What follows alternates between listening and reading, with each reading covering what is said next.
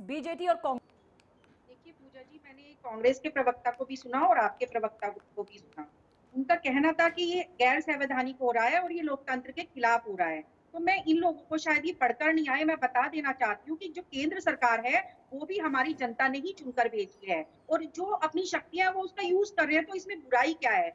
आप बताइए, अगर केंद्र सरकार इन्होंने 11 मई को कोर्ट में जो जज साहब ने स्टेटमेंट दी, उसके सेम डे आशीष मोरे जी को हटाने का इन्होंने ऐलान कर दिया। उसके बाद आधी रात को जाकर अफसरों के ऑफिस में जाकर ये लोग फाइलें उथल पुथल करते थे। जो भ्रष्टाचार की फाइलें थी, जल बोर्ड की, शराब घोटाले की या डीटीसी बसों की, उनकी फोटो स्टेट लेते नहीं, हैं, अगर उसको गायब करने की कोशिश सारिका जी, करते हैं। अगर तो अगर आम इसी के आदमी आधार पार्टी को पर ये लग रहा है कि जो अधिकारी उनकी बात नहीं सुन रहा या वो काम नहीं करेगा या फिर बीजेपी के इशारे पर चलेगा तो उसको तो हटाएंगे ही, इस वजह से उन्होंने फैसला लिया होगा। तभी तो आप लोग आनंद फानन में अध्यादेश लेकर आ गए।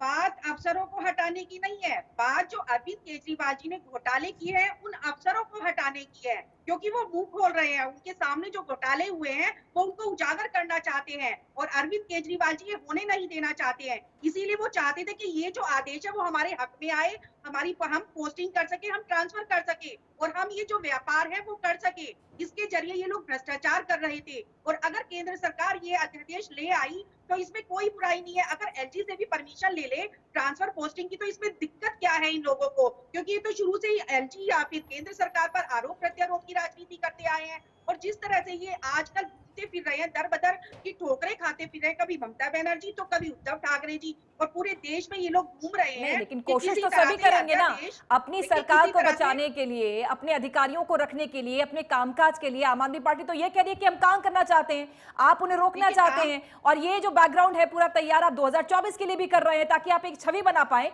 कि दिल्ली सरकार तो काम नहीं कर पाती।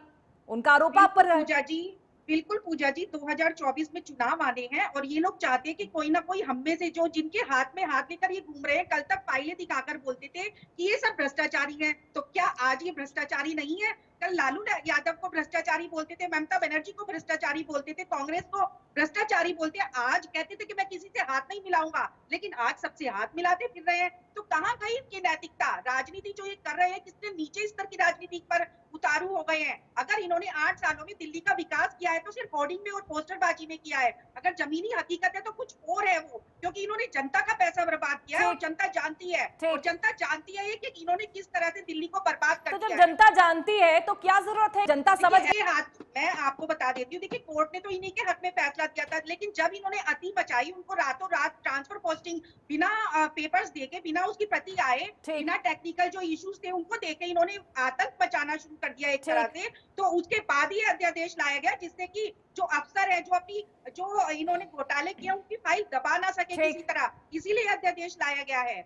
मीनाक्षी भ्रष्टाचार को उजागर कर रहे थे, उनको ये हटाना चाहते हैं। वो केंद्र के इशारों पर काम करना शुरू कर देते हैं, जो इनके खिलाफ आवाज उठाते हैं वो केंद्र की सरकार के इशारे पर काम करना शुरू कर देते हैं। आप में सुनने सिसोदिया भी हैं, ईमानदार तो सब। हाँ बिल्कुल ईमानदार है, बिल्कुल हमारे सिसोदिया जी भी ईमानदार है, हमारे सत्येंद्र जैन भी ईमानदार है। बिल्कुल, अब आप सुन लीजिए। बिल्कुल ईमानदार है आपकी पार्टी में, तो केजरीवाल जी तो खुद इतने बड़े ईमानदार हैं।